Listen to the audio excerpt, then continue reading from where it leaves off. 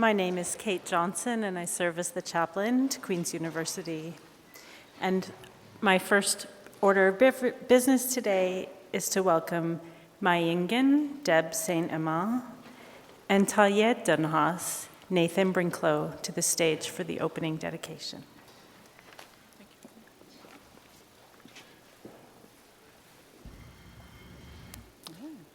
It's magic. Good afternoon. My name is Nathan Brinklow. I am Mohawk from the Tyendinaga Mohawk Territory, and I teach our language here at Queen's University. I would like to welcome you to these lands where my people and the Anishinaabe people and other Indigenous peoples have lived for generations. I'm honored to share a few words with my friend and colleague as we welcome you today and begin this important event in the life of our shared community. Ani bojo nindinoe manidag, beje guabshke mankin gewete gabo indigenous cause meanwa Deb St. Emma and go, Mako and Doram, Penatangushin and Dunjnaba meanwa Trenton and Dow, and Anishinaabe Koyo Day, Miss Swendam, we Medewian. I can do this. Bonjour, toute ma parenté. When I say hello, all my relations, I am not talking solely people. Everything in nature is my relative. I said my spirit name and that I'm also known as Deb St. Emma. Mon clan et l'ours, bear clan, then I situated myself on the land. That's important for Indigenous people as we are the land. Iu namawe nigan, maba asema minwa ode winan. Gida bagadin nimagan, we offer our prayers, tobacco, and our hearts. And today we send our greetings to the waters, which are so central to this community along Ganyat de Rio, or Ontario, the beautiful lake. Ne deitinu hordado sa gwegane gatne garunyo, gisego gatne gadaje. Deitinu hordado, gisego owadna duat sarni, nona dingo de hanzoni. Miigwech gajamne do, ogi mijiyang, wesinyang, modegig, minwabishing ayagig. Merci pour les animaux and the animals that crawl and the animals in the water. Merci aussi pour les plantes et les arbres. We give thanks to the plants and the trees. And we turn our attention to the skies, and we acknowledge with thankfulness the winds, the rain, and the snow for the work they all do in continuing to support our lives. Nene deit nu hordado oni ne garakwa su'a gisego yatig ons ne eti sutta ne eti duatzi adanayo gistok guardunyo. We are all in this together. Kina go kina, ogima Patrick Deane, ahau.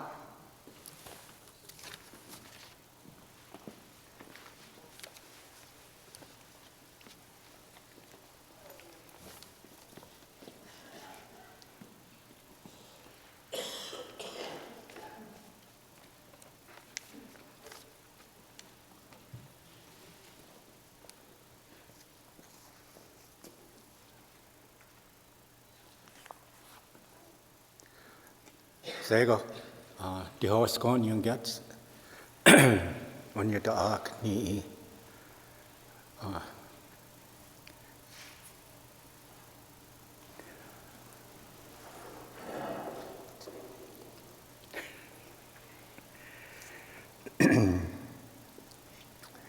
Ne gaik, Nicola, the wa ne a catati, don't young quat live Wahena Wagonti, ne DRC, Ali, Ai, Hagi.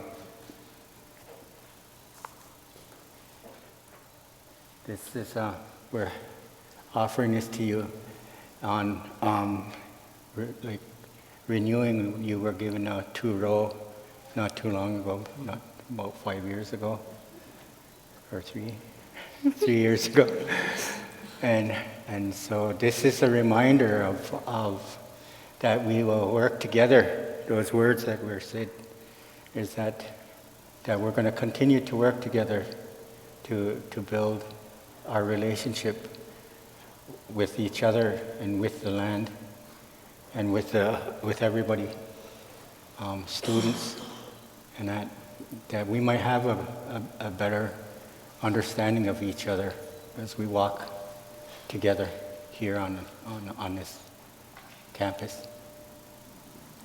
Thank you. I hope so too. Thank you.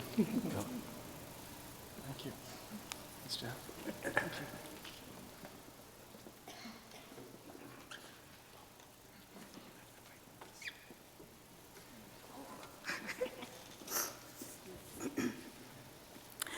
I'm honored now to introduce the ATEP women singers who will sing an honor song for convocation. The honor song is sung when we would like to especially honor an occasion or an individual, and so we're singing this honor song for both reasons, to honor both this occasion and the installation of Dr. Deane as principal, and also to honor the recognition of the honorary degrees that will be received today. If you're able, I would invite you to stand for the honor song. Thank you.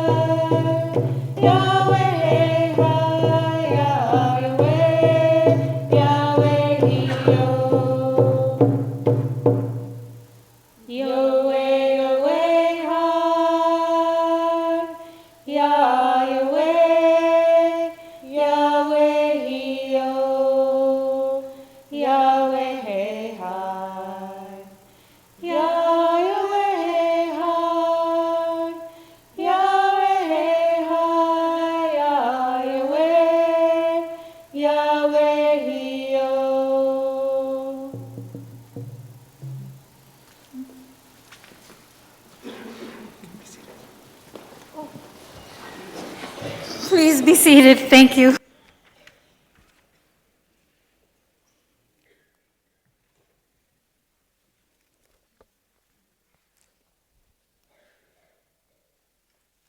Welcome, everybody.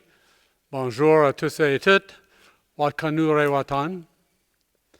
My name is Jim Leach, and I have the honor of serving as the 14th Chancellor in the 178-year history of this great institution. I welcome you here today to Grant Hall, to beautiful Kingston. The sun came out. It didn't cooperate on the 401 for those of you who are driving down, but it's beautiful here today. And it was great at the beginning of the ceremony. Usually there are a lot more or younger people in the crowd, shall I say.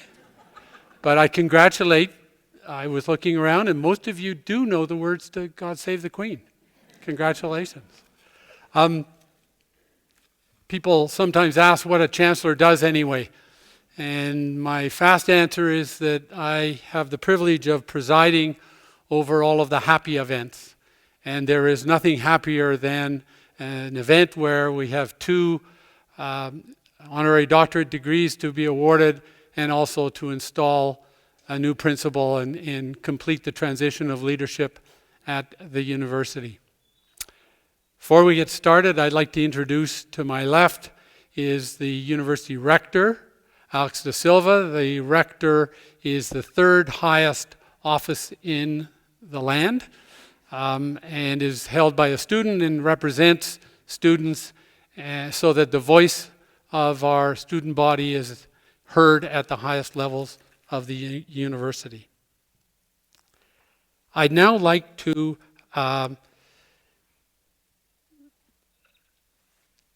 call upon the Queen's University Choral Ensemble, directed by Darryl Bryan, who will now perform How Can I Keep From Singing by Robert Lowry.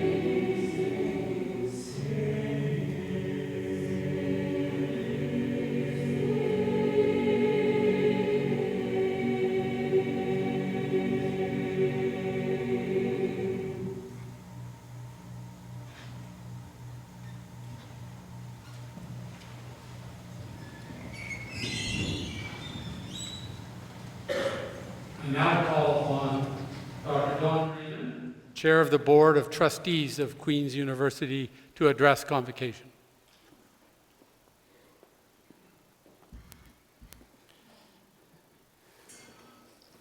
Mr. Chancellor, on behalf of the Board of Trustees, it is my honor to present Dr. Deane to you so that he may make the pledge of office and be duly installed as the 21st Principal and Vice-Chancellor of Queen's University at Kingston.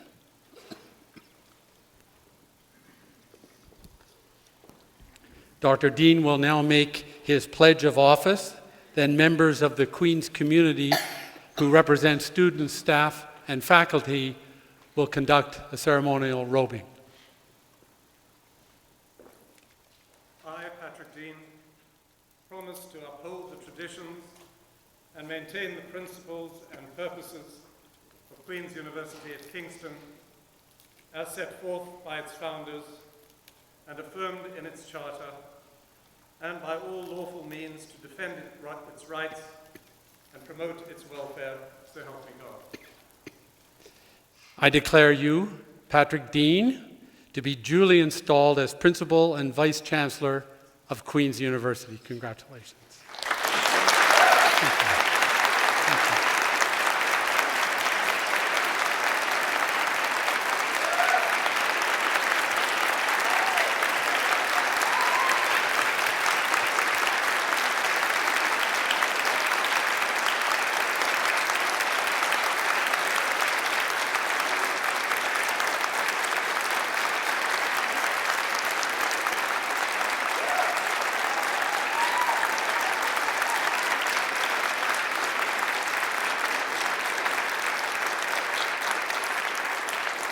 I now invite Dr. David DiTomasi, Faculty Senator, Ms. Catherine Lemon, Staff Senator, Mr. Jeremy Moser, the Alumni Association Representative, and Mr. David Nittendent, Student Senator, who represent the Queen's community, to come forward and robe the principal.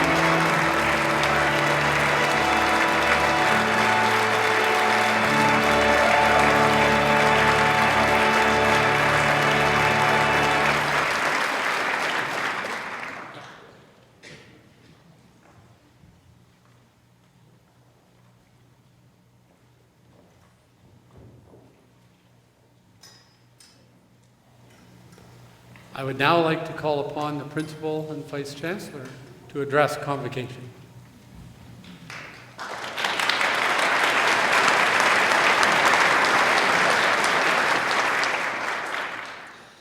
Mr. Chancellor, colleagues, friends, students, family, about a year ago, I was in Spain to help celebrate the 800th anniversary of the University of Salamanca. It was a remarkable occasion, not just because of the age of the institution, but because of the exuberance with which the citizens of Salamanca poured out onto the streets to join in the festivities. In the academic procession which snaked through the narrow streets of the medieval city, I walked beside the university's rector, their principal, and was astonished to see and hear the special applause as he walked by, almost like a hockey hero.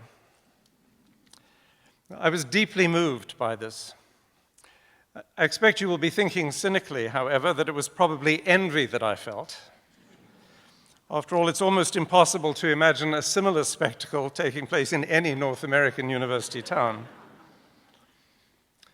But it was the fierce pride of the community that impressed me. Their apparent belief that the fortunes of ordinary citizens were profoundly intertwined with the history and future of their university. That experience brought home to me the importance of these institutions to the specific communities in which they've grown up, as well as to the broader enterprise of social and political formation. In the case of Salamanca, of course, I was looking at the result of 8 centuries of collaboration, cohabitation, and shared experience between that university and its community, something that cannot be contrived or easily replicated by younger institutions. At the same time, though, universities like ours have emerged from a very different history with a perhaps more self-conscious, deliberate, and theorized understanding of their relationship to society and to the state. Wilhelm von Humboldt, the German statesman and scholar credited with imagining and then realizing the modern research university, wrote in 1809 this: "The essence of higher academic institutions is twofold. Internally, these institutions join objective knowledge with the process of forming the subject. Externally, they connect the endpoint of secondary education with the starting point of self-guided education through maturity." This has been generally understood to mean that the essence of what happens inside universities is the cultivation of individuals the forming of the subject, to use his language, through learning and discovery, a process then that in turn prepares them each for a life characterized by continuing education through experience. Now, in selling his ideas to Prussian King Friedrich Wilhelm III, Humboldt went one step further, arguing that another function of the university was to mediate the competing demands of the ceaseless and unencumbered pursuit of knowledge with the more practical interests of society as represented and organized by the state. Engaging in some rather transparent flattery, Humboldt praised the king for his previous investments in education, saying this: "It is clear to see that in all of your Royal Majesty's new state institutions, a sensibility predominates in which these most important of all assets, universities, also serve the highest purpose of any unification of states." So while one aspect of Humboldt's contribution to the development of research universities was the notion of Wissenschaft, of a life devoted to scholarly knowledge in and for its own sake, another was the idea that such institutions are important agents of social construction and transformation. When his conception of the university was transplanted to America, as it was by emissaries sent to Prussia by Thomas Jefferson and other educational leaders on this continent, that sense of social mission came along as well. In fact, it was also to some extent amplified, because colleges in America were implicated to an even greater degree than those in Germany in the process of nation building. Perhaps the most obvious indication of this preoccupation in the United States was the creation of the land-grant universities under the Morrill Acts of 1862 and 1890, which created institutions specifically to bring benefit to their immediate communities. In several cases, existing institutions were given land-grant status, and these included some that today rank among the world's great research universities. And the most notable of these is Yale. Now, the point of this brief history is simple. While it is true, as Peter McGrath recently wrote, that universities that are not engaged with their communities in the 21st century will soon find themselves disengaged from any meaningful relevance to their citizenry, the assumption that universities will or must contribute to the public good goes back at least 200 years to the very beginnings of the modern research university, of which we are a fine example. The story I've told furthermore provides an important context for the otherwise puzzling prominence accorded to universities in such fundamental documents as the Universal Declaration of Human Rights, approved by the General Assembly of the United Nations in Paris in 1948. Article 26 of that document declares education to be a right, asserts that education should be free and compulsory, at least in the elementary and fundamental stages, observes that higher education shall be equally accessible to all on the basis of merit, and then takes flight in this description of the mission of educational institutions like our own. Education, this is directly from the Declaration, education shall be directed to the full development of the human personality and to the strengthening of respect for human rights and fundamental freedoms. That education serves the full development of the human personality echoes Humboldt, of course, his words about the way in which the subject is formed through its encounter with objective knowledge. And of course, respect for human rights and fundamental freedoms points towards an ideal, or at the very least, a desired polity. In our own time, and in this country, the Truth and Reconciliation Commission has forcefully underlined the link that is possible, though not inevitable, between education and the achievement of social justice. In suggesting that the link is not inevitable, I have in mind Justice Murray Sinclair's often quoted assertion that when it comes to the residential schools crisis, This is the quote, "Education got us into this mess, and education will get us out of it." That educational institutions have the power to change lives and affect society is beyond question. What is often and entirely open to question is the system of values they may serve in doing so.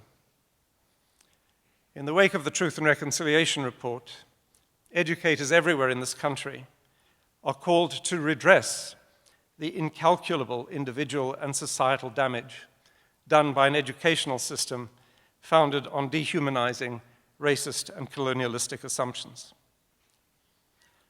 The purpose of Article 26 of the Universal Declaration of Human Rights is to say unequivocally what a desirable system of values should be, to insist that the end of education is the fulfillment of human beings, both in their individual capacity and in their social or political alliances. This represents what is usually referred to as the human development paradigm for education, an optimistic approach very much in keeping with the mood of post-war reconstruction in the late 1940s, the period from which the Universal Declaration comes. Over the last several years, not only in our own province, but more broadly around the world, that paradigm has given way to another. In discussions about what is needed for a nation to develop, wrote Martha Nussbaum a decade ago, here's a quote from her, "What is on everyone's lips is the need for an education that promotes national development seen as economic growth." The emphasis is mine. Along with this focus on economic growth as the principal index of our communal health has come a broad preoccupation with measurement in all aspects of life, in the field of education, no less than in commerce and industry. In education, we've moved rapidly and with a surprising lack of concern from productivity metrics, graduation rate, employment rate, citation count, publication rate, number of awards, and so on, taken as proxies for human formation and development, to the treatment of such metrics as ends in and for themselves. Consequently, it nowadays seems rather quaint to speak, as the Universal Declaration did, about education as the full development of the human personality. The annoying motto of our time is only what gets measured gets done, or some variant of that, which is demonstrably untrue. Human beings will develop by being joined to objective knowledge, whether we measure them or not. And a good, just society will always be more than the sum of its metrics. Nevertheless, in the sway of a culture that regards economic growth as the sine qua non of all human achievement and happiness, even educators have gravitated away from the human development paradigm, finding it alien, awkward, perhaps even slightly sentimental. What is the context in which we must think about education today? We find ourselves, I want to say suddenly, but this hasn't come upon us without warning, living in an age in which we cannot take for granted that inherited value systems will prevail, that either the laws of economics or the tenets of religious faith will deliver us into a state of equity, justice, peace, and prosperity. Speaking to an international audience, I recently recalled some comments by Antonio Guterres, Secretary General of the United Nations. It's a long and depressing quote, but I will read it to you. "This is a time," he has observed, "of multiplying conflicts, advancing climate change, deepening inequality, and rising tensions over trade. It is a period when people are moving across borders in unprecedented numbers in search of safety or opportunity. We are still wrestling with the risk of the proliferation of weapons of mass destruction and only beginning to reckon with the potential dangers of new technologies. There is anxiety, uncertainty, and unpredictability across the world. Trust is on the decline within and among nations. People are losing faith in political establishments, national and global. Key assumptions have been upended, key endeavors undermined, and key institutions undercut. That's the end of the quote. Universities are amongst those undercut in what has been called our post-truth age, as indeed is the entire educational ecosystem, premised as it is, or ought to be, on the idea that humanity seeks power over its destiny through the pursuit of knowledge and the quest for truth. I don't know whether our movement away from the human development paradigm for education is a mere symptom or a cause of this. And I certainly do not wish to suggest that the recent dominance of an economic growth paradigm is to blame. But I do believe that a connection exists between the disempowerment of educators in the process of social formation and our acquiescence in a philosophy that subordinates human aspiration to economic rules and imperatives. We need, because of the challenges facing our world, to return to the human development paradigm, to reassert, in the teeth of all contrary arguments and complicating philosophies, that the primary mission of the university is human fulfillment, the development of people in and for themselves, in their relationships with others, and in their relationship with the planet that must sustain them. Such an approach does imply a politics, to be sure, and that is captured admirably in what the Universal Declaration says about the relationship between education and the strengthening of respect for human rights and fundamental freedoms.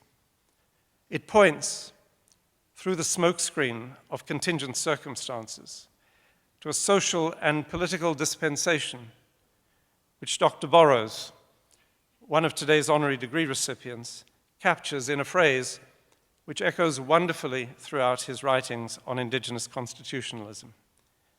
Culture, institutions, ideas, and traditions, all of that which, in other words, education serves to transmit from one individual or generation to another, he says, must, this is the quote, facilitate freedom by encouraging people to live a good life. Martha Nussbaum argues that education following the old human development paradigm is, quote, committed to democracy, since having a voice in the choice of policies that govern one's life is a key ingredient of life worthy of human dignity.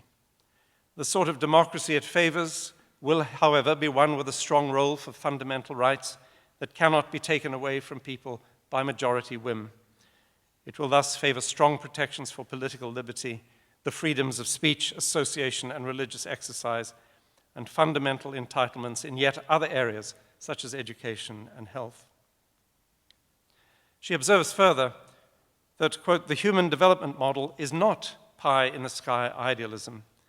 It is closely related to the constitutional commitments, not always completely fulfilled, of many, if not most, of the world's democratic nations.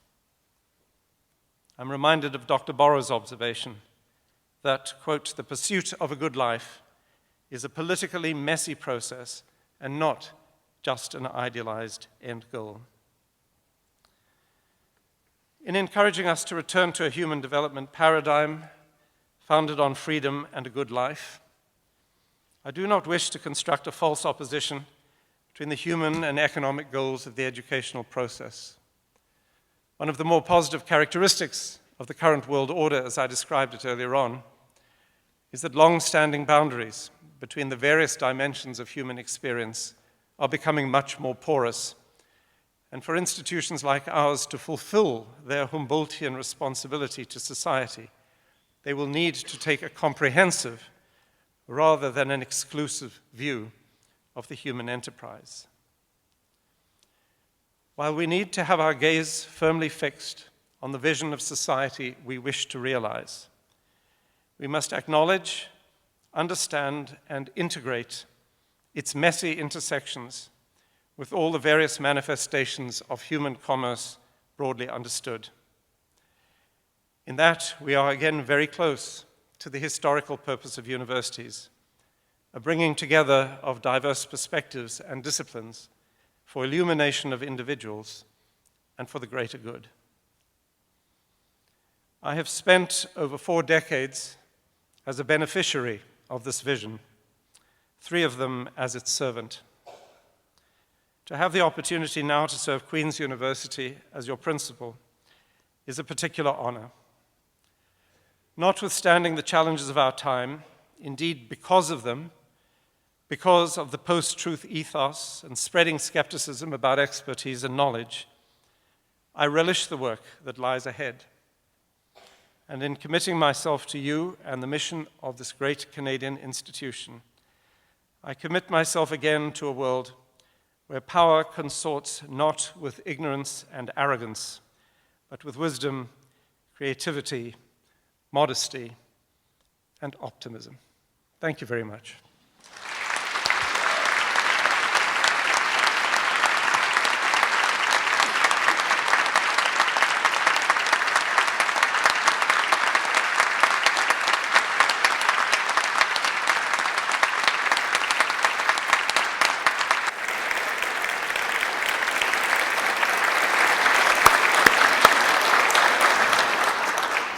Thank you very much, Principal Deane.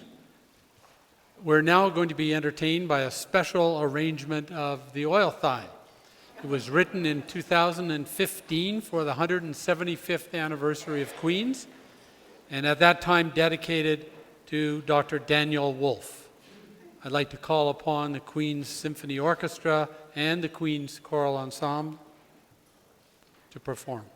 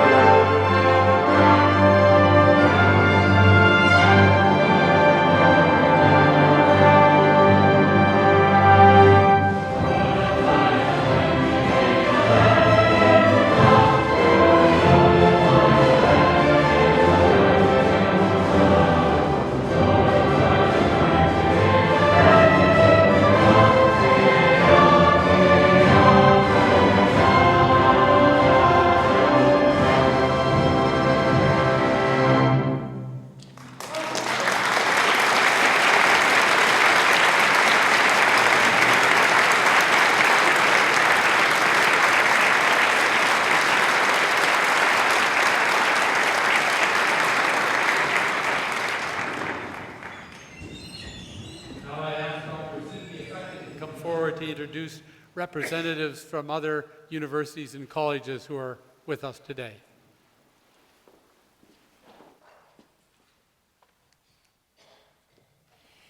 Mr. Paul Davidson, President, Universities Canada.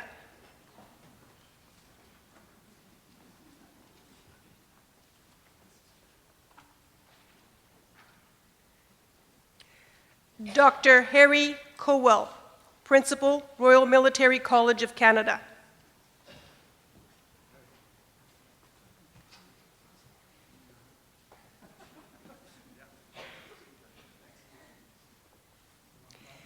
Brigadier General Sébastien Bouchard, Commandant and Vice-Chancellor, Royal Military College of Canada.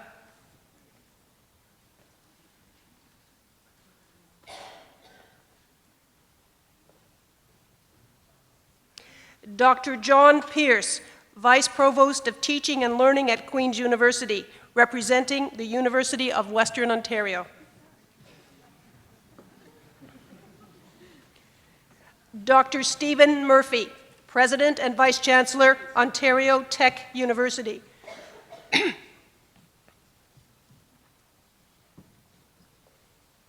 Ms. Jennifer Laurette, Executive Director, Development and Alumni Engagement, Smith School of Business, Queen's University, and Alumni Association Representative, University of King's College, Halifax.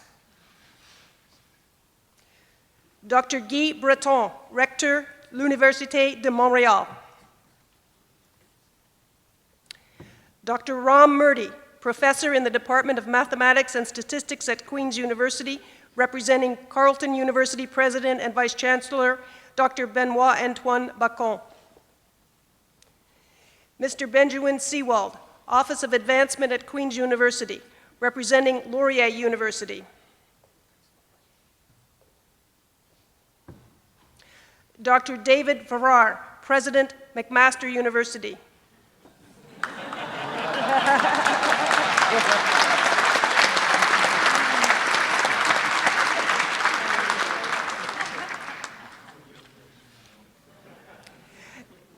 Dr. Nadina Jameson, Assistant Vice President, Strategic Initiatives, Office of the President at the University of Toronto.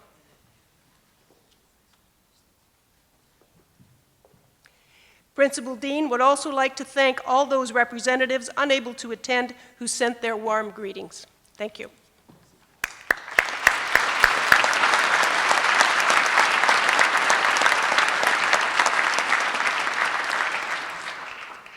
Principal Deane, will you present our first honorary graduate, please? Thank you, Mr. Chancellor. Mr. Chancellor, by the authority of the Senate, I have the pleasure to present to you that at your hands he may receive the degree of Doctor of Laws, honoris causa, Daniel Robert Woolf.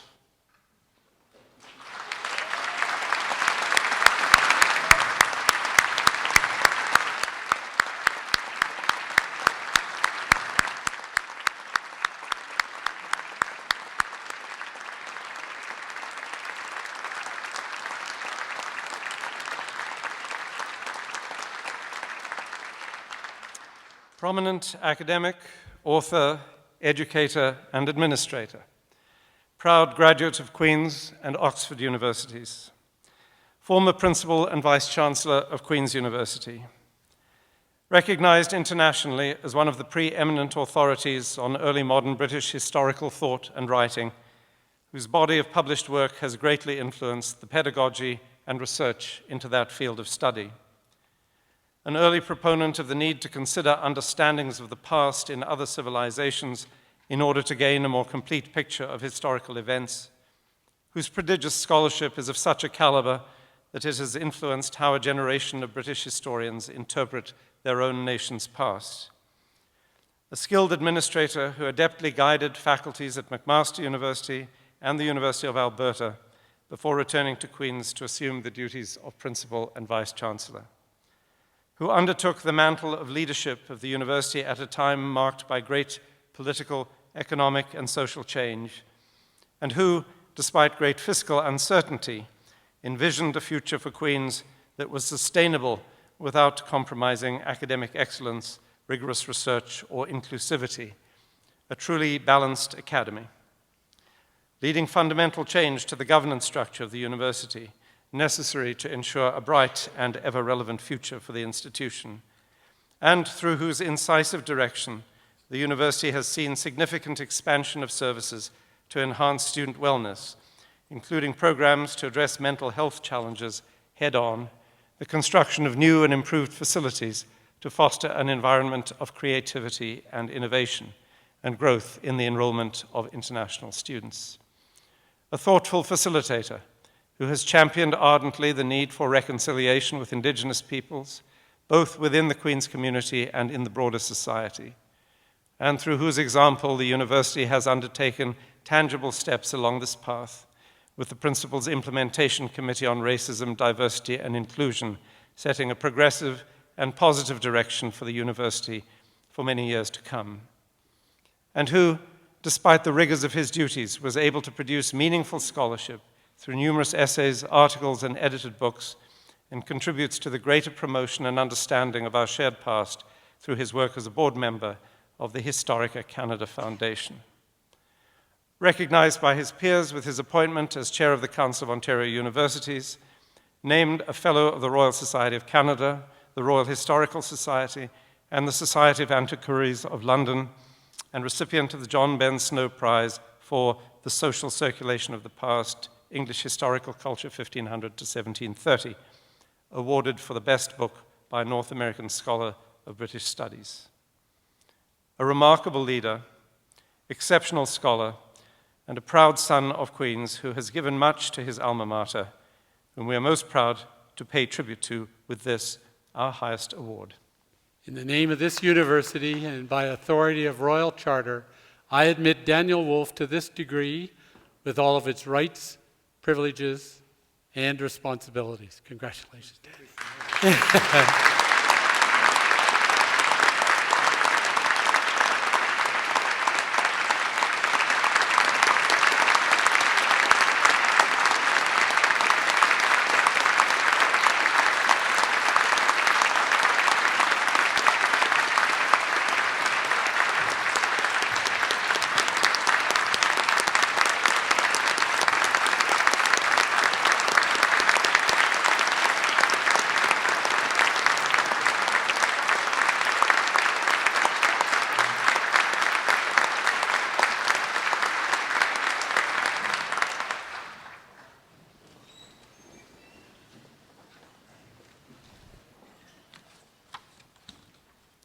Principal Deane, I believe we have a second honorary graduate.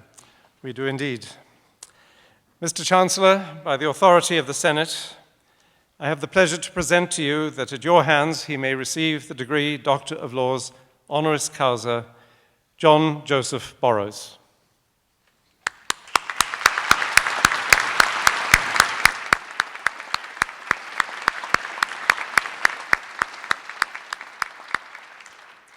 Renowned jurist, educator, and legal scholar, distinguished graduate of the University of Toronto and York University, professor and Canada Research Chair in Indigenous Law at the University of Victoria, proud member of the Chippewa of the Nawash First Nation, whose Anishinaabe Ojibwe roots informed and nurtured his commitment to engender and embody the spirit of reconciliation in the expression of the law itself.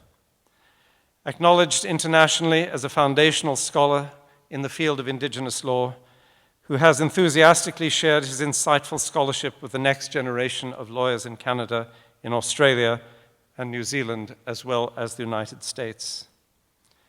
A gifted interlocutor whose work challenges orthodoxy and dispels the myth of the absence of Indigenous law by carefully curating a prodigious cultural and historical legacy of Indigenous peoples as a means of uncovering the underlying legal principles for today and beyond, and whose efforts point the way to making the concept of reconciliation tangible in our understanding and interpretation of justice.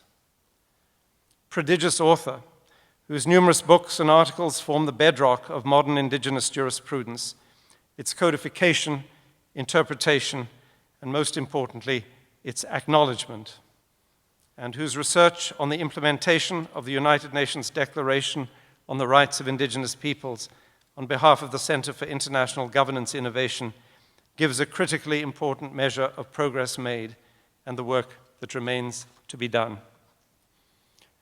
Whose prescient insights and extensive knowledge helped shape the recommendations of both the Truth and Reconciliation Commission of Canada and the Royal Commission on Aboriginal Peoples, and who helped to establish a joint degree program in Canadian common law and Indigenous legal orders at the University of Victoria, a first of its kind. A transformative figure in the legal profession, whose legacy can be measured by the number of Indigenous students under his mentorship who have gone on to work on First Nations self-government models, ban policies, environmental impact assessments, land claims negotiations, and civil rights cases. Recognized as an Indigenous Peoples Council by the Indigenous Bar Association, recipient of the Killam Prize in Social Sciences, the Molson Prize from the Canada Council for the Arts, the Donald Smiley Award for the Best Book in Canadian Political Science, the Canadian Law and Society Best Book Award, and conferred with honorary doctorates from York University, Dalhousie University, the University of Toronto, and the Law Society of Ontario. An eminent voice in the evolution of our understanding of justice, whom we are delighted to welcome to Queen's, paying tribute to his accomplishments with this, our highest award. In the name of this university and by authority of Royal Charter, I admit John Jacob Burrows to this degree with all of its rights, privileges, and responsibilities. Congratulations.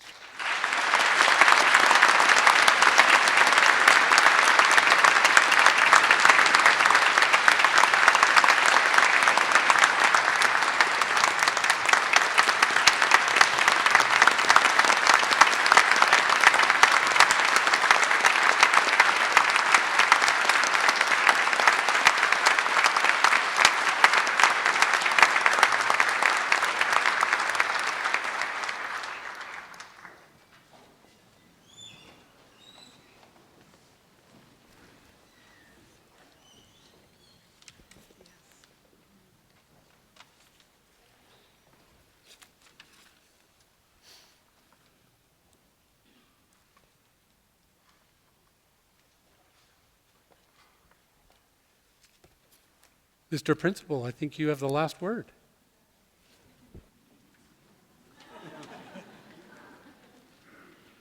What an unexpected pleasure. University chaplain, give a dedication. Sorry. Who clearly forgot her glasses. That's true. Covenants have been made anew and renewed today. May all of us who have been party to them live out these promises so fully they are felt by all who encounter the Queen's community, ideally without us ever needing to speak the words again. May all we meet know in their hearts that we are all treaty people and committed to the higher good. Thank you very much, Kate. And with that, our ceremony concludes. Many thanks to all who've worked to make today a remarkable, memorable occasion for me and for our community. I hope to see everyone at Banbury shortly, where we will continue the festivities and have an occasion to say thanks in a less formal setting. One final note, I ask that following the national anthem, you all remain standing for the recessional and wait for the procession to leave the hall. I will now ask you please to rise for the singing of O Canada.